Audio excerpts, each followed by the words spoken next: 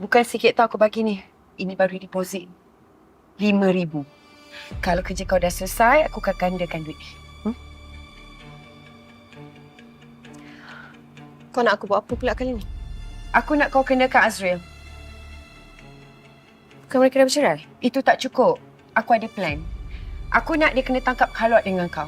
Bila dia dah kena tangkap Khalwat, aku akan ugut dia untuk kahwin dengan aku. Kalau dia tak nak? Aku akan viralkan kes tu. Mesti dia tak nak parents dia malu.